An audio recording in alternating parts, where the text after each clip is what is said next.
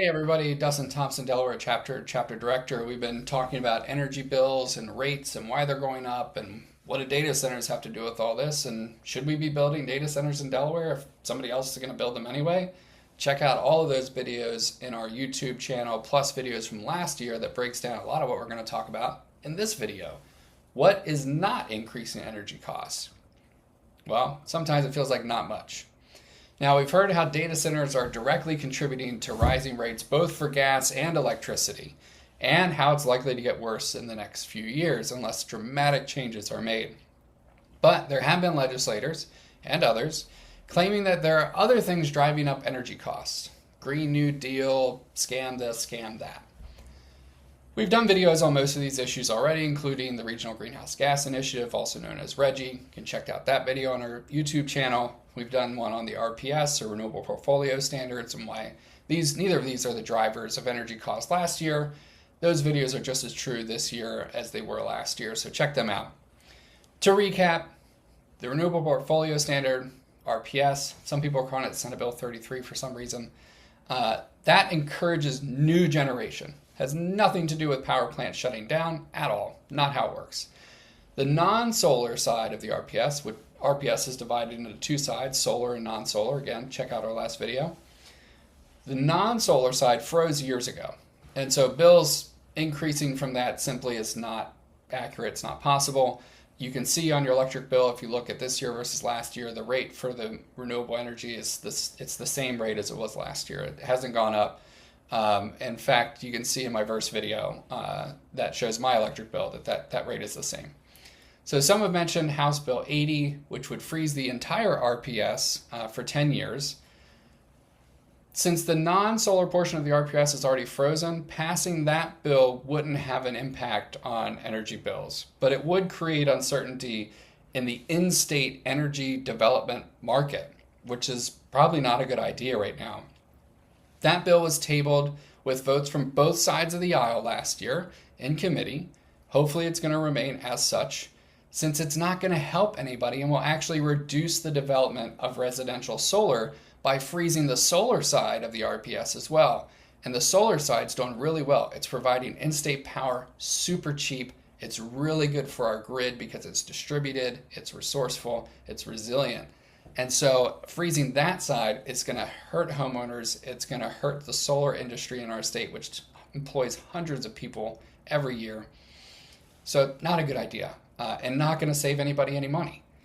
RGGI, the Regional Greenhouse Gas Initiative, that's a program that funds most of the energy efficiency programs in Delaware. It helps fund LIHEAP. It helps fund weatherization. It helps the most vulnerable populations in Delaware. And I've been talking about bill assistance. It also helps with that as well. So while that program requires dirty power plants to install pollution control equipment to protect local residents and is a good program that has meaningfully delivered savings, there are some folks that think we should get rid of that program. Well, here's the thing. For every dollar spent on RGGI, $3 is returned to participating states for these programs. And because we're an import state that doesn't have a lot of generation, the only thing that they're going to do by stopping RGGI is stopping funding coming into the state from the power plants that are polluting us to the west. And so not a great idea, again, to pull the rug out from this program since it actually saves money year over year. We have a great fact sheet about RGGI on our website. You should check it out. It does come up, however, that RGGI is the reason why power plants in Delaware are shutting down. I have a clip from a representative from NRG who actually specifically states RGGI is not the reason why the Indian River power plant was shut down. David, did a quick calculation. You're looking at $40 million in annual revenue at this higher capacity price. You're not selling much in the energy market, day-ahead market.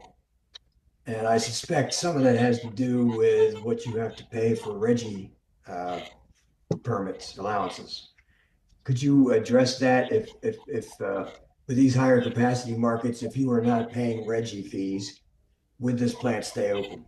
Dave, I wouldn't say that, the RGGI process is what really has caused, retirements, I'd say for some of the Eastern plants.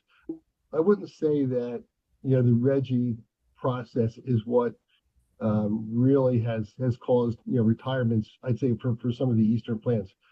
I wouldn't say that the So here Reggie we process. have somebody, this is from the Energy Stakeholders Call a couple years ago when the Indian River Power Plant was shutting down, a representative from NRG saying that Reggie was not why the power plant shut down.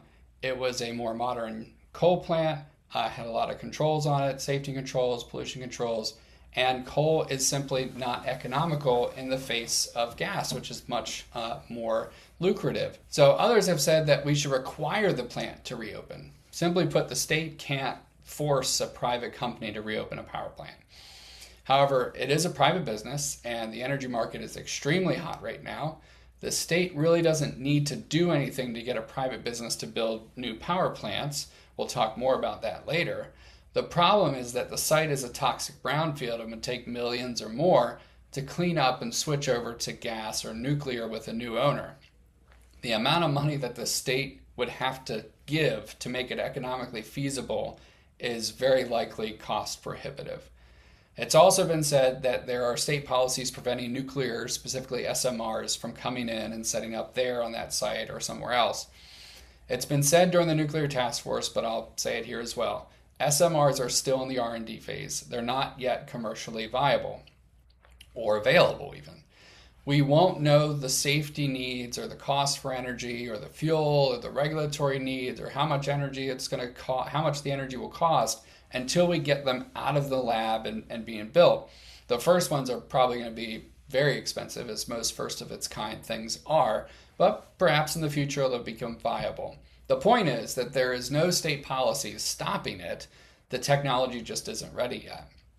For a large nuclear facility, it is just a matter of cost and construction time. The last plant built in the US was in Georgia. It cost billions of dollars more than they projected, and it took over a decade to build.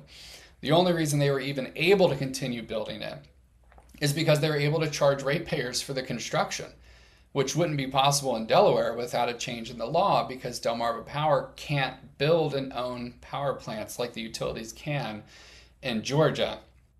There's also legislation out there to give away millions of dollars in tax credits to build gas plants in Delaware. So let's talk about that next. Hope to see you there.